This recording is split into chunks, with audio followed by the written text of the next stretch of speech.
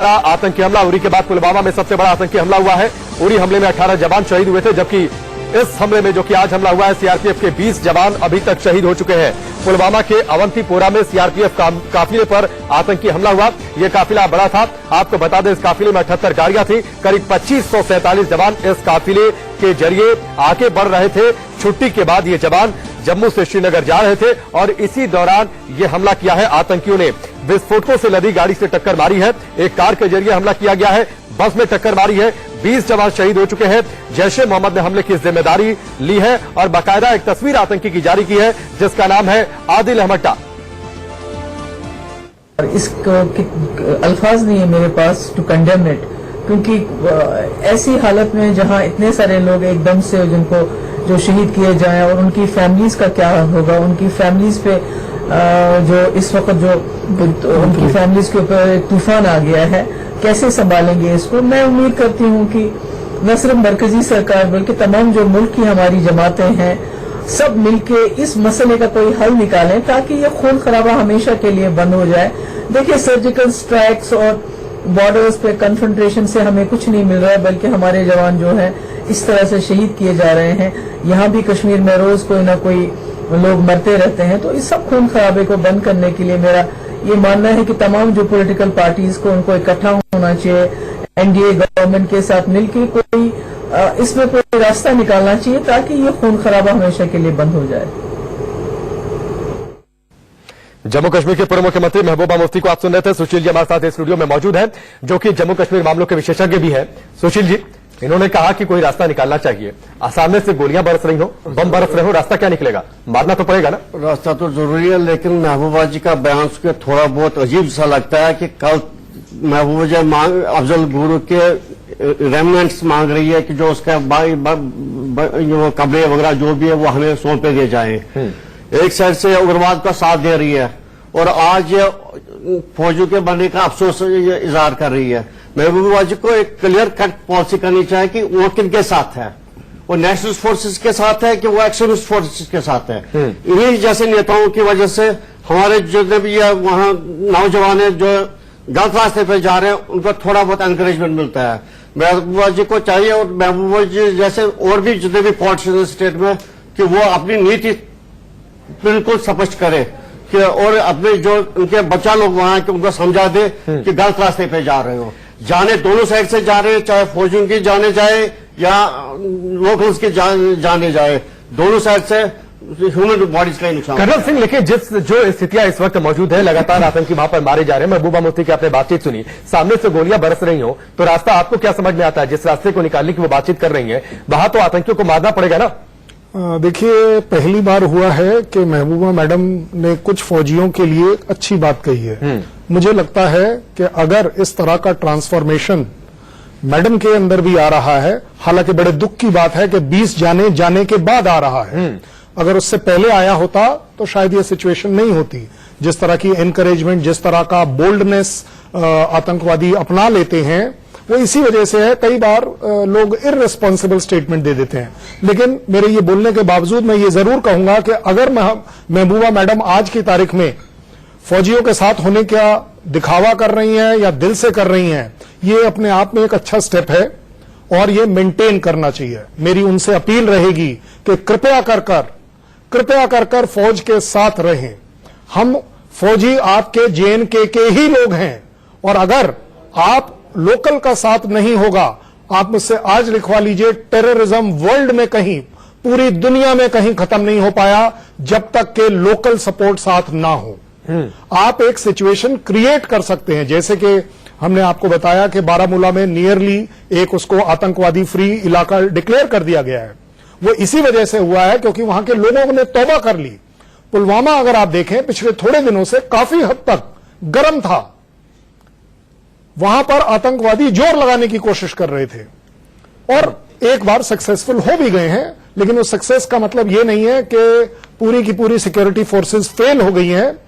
Technically एक कदम अगर अब हम पीछे आए हैं तो मुझे पूरी उम्मीद है और मैं आप सभी लोगों को आश्वासन देता हूं कि ये एक स्टेप पीछे आने का मतलब 2 स्टेप आगे का जंप लेने का है। आप बड़ी जल्दी देखेंगे कि एक ऐसी बड़ी कार्रवाई होगी कि फौज नेक्स्ट टेररिस्ट फ्री इलाका पुलवामा ही होगा। मैं इसी बात पर आ रहा था। बारामूला को जिस तरीके से आप जिक्र कर रहे थे, टेरर फ्री वहां पर घोषित किया गया, आतंकियों पर दबाव बहुत ज्यादा बढ़ गया था, चारों ओर से वो घिरते जा रहे थे, अपनी मौजूदगी भी उन्हें दर्ज करानी थी। मसूद अजहर अलग से बौखलाया पड़ा था क्योंकि उसके भतीजे और भांजे मारे गए थे। ये सब कुछ का नतीजा है ये हमला। बिल्कुल, इसमें कोई शक ही नहीं है। लेकिन जो ज्यादा बड़ी बात यह है कि जैसा हम बोल रहे हैं कि ये उनकी एक एब्सोल्यूट डेस्परेशन है कि अब उनको दिख गया है कि हमारे पास कुछ नहीं बचा, अब आप आत्मघाती तरीके से ही सिर्फ अपनी टेररिस्ट एक्टिविटी को बढ़ा पाएंगे। मैं कहता हूं ये एक अच्छा स्टेप है हमारे लिए, क्योंकि अब हमें दिख रहा है कि ये टेररिस्ट डेस्परेशन में जब आएगा तो गलती जरूर करेगा, ठीक है, और तभी मारा जाएगा। ठीक है, ठीक है। कन्हर सिंह, मैं आपके पास लौटकर आऊंगा। दो मेहमान इस वक्त हमारे साथ जुड़ चुके हैं। रमन मलिक जो कि भारतीय जनता पार्टी से हैं, और जीडी बख्शी साहब रक्षा विशेषज्ञ हमारे साथ जुड़ चुके हैं। रमन जी, आपके पास मैं आता हूं, लेकिन पहले बख्शी साहब का रुख करता हूं। बख्शी जी, इंडिया न्यूज पर आपका बहुत बहुत स्वागत है। लेकिन यह खबर बहुत बड़ी और दुखदायी खबर है। उरी के बाद यह दूसरा बड़ा हमला हुआ है। उरी हमले में 18 जवान शहीद हुए थे। यहां पर शहीद जवानों की संख्या 20 तक पहुंच गई है। अब एक सर्जिकल स्ट्राइक जो हुई थी, उससे बड़ी कार्रवाई की जरूरत है। the destruction of our security procedures, the demoralization of our men for which we are paying the price. Thank you. Bakshi जी, आवाज आ रही है आपको? हाँ जी, आ रही है। सवाल क्या है? मैं ये कह रहा था कि उरी के बाद ये दूसरा सबसे बड़ा हमला है। उरी में 18 जवान शहीद हुए थे, उसके बाद एक सर्जिकल स्ट्राइक हुई थी। आप मानते हैं सर्जिकल स्ट्राइक से भी बड़ा कुछ करने की जरूरत है? बिल्कुल। देखिए, हम तो बड़े खुश हुए थे जब उड़ी के बाद एक करारा तमाचा लगाया गया था। हमारी पैरा कमांडो ने बाखूबी एक रेड करके 40-50 मारे थे, लेकिन हमने उस वक्त भी कहा था यह पर्याप्त नहीं है। इतने 30 सालों के खूना खच्चर के लिए एक सर्जिकल स्ट्राइक पर्याप्त नहीं है। ये लातों के भूत है फॉर एवरीवन। हमारी उम्मीद थी कि हर एक उसके बाद नया निजाम शुरू होगा। हर जो वो स्ट्राइक इस तरफ करते हैं उसके बदले में 5-10 स्ट्राइक पार होंगी। हमारी हैरत हुई कि फर्स्ट के बाद फुल स्टॉप लगा दिया गया साहब। अब उसने दोबारा हिमाकत करी है। ये इसका अपने जवानों के खून के एक एक कतरे का हिसाब हमें लेना होगा। हिसाब किस तरीके से लिया जाएगा? किस तरीके की बड़ी कार्रवाई बख्शी जी आप चाहते हैं?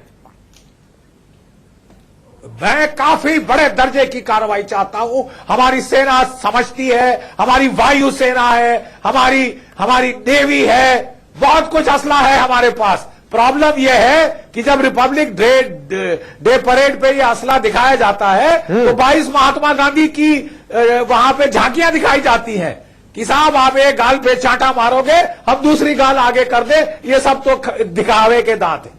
ये आपको ये जो माइंडसेट है पाकिस्तान का बदलना होगा। ये दिखाने के दांत और जो हमला करने का तरीका है बख्शी जी, जो हमला करने का तरीका है, इनपुट थे कि हमला होगा।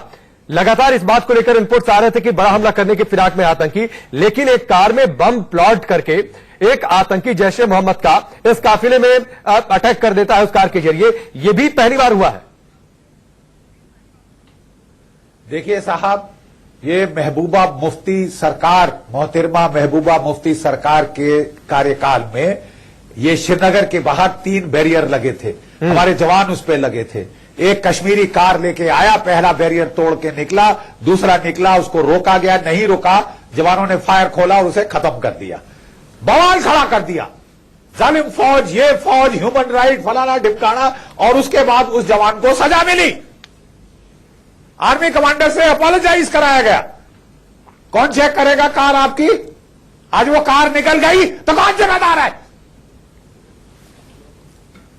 कौन जिम्मेदार है उन 18 लाशों का? और जो बेचारे प्रेटिस वहां पे अभी अपनी जान के लिए लड़ रहे हैं, चवन्नी में जान है ना। अरे वो आसपास अटैक की सोच रहे थे, फिर वो योम सिया इत्यादि जो करते हैं उसके आसपास अटैक की सोच रहे। ये घूम रहा था, गेड़े मार रहा था। 2-3 अटैक प्रीएम्प्ट हुए। 2-3 अटैक पे जो आ गया प्रीएम्प्ट हुए। लेकिन ऐसे सांप को सर पहले कुचलना चाहिए। मेरे टाइम में जो भी आईडी एक्सपर्ट होते थे टेररिस्ट के पास, हम उनको पहले पीछे पड़ के चुन के मारते थे। ठीक है, पहले मारते थे। बख्शी साहब आप हमारे साथ जुड़े रहिए। रमन मलिक इस वक्त भारतीय जनता पार्टी से हमारे साथ जुड़े हुए हैं।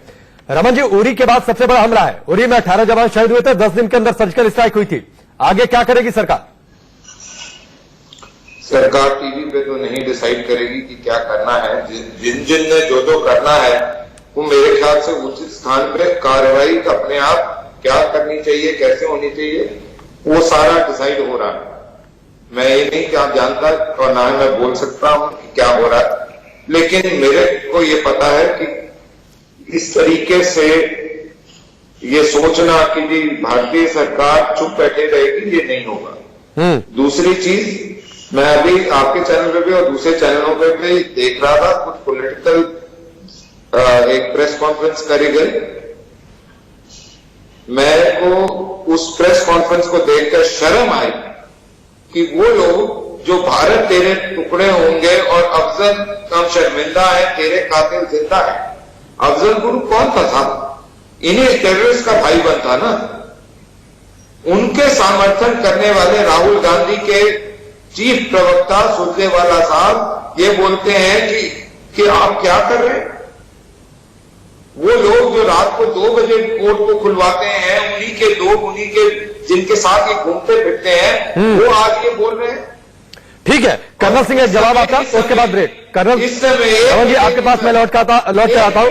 कर्नल सिंह आपकी बातचीत, उसके बाद एक ब्रेक लेंगे। सर एक मिनट जी। मैं सिर्फ इतना बोलूंगा कि ये समय किसी भी पॉलिटिकल आउटफिट को अपनी राजनीति खेलना और भद्दी राजनीति करने का समय कौन नहीं। सा चैनल है बेटा ये देश के साथ खड़े होने का समय है। सो अगर ये देश के साथ खड़े होने का वक्त है तो सर आप भी क्यों पॉलिटिसाइज कर रहे हैं इस पर्टिकुलर इंसिडेंट्स को? इस मैं इंसिडेंट नहीं कर का रहा, सर। किसी भी पॉलिटिकल पार्टी से क्या संबंध है? सर ये प्रेस कॉन्फ्रेंस करी गई है सुरजेवाला जी ने। सर जो वो उन्होंने गलती करी, आप भी वही कर रहे हैं, इसका मतलब मैं कोई गलती नहीं कर रहा हूं। आप भी यही कह रहे हैं कि सुरजेवाला साहब ने कुछ गड़बड़ कर दिया। ये थोड़ी ना तरीका है। हमें आपसे बोल रहा हूं बार-बार, जनाब, हमें आपसे उम्मीद ये है कि आप ये बताएं कि सरकार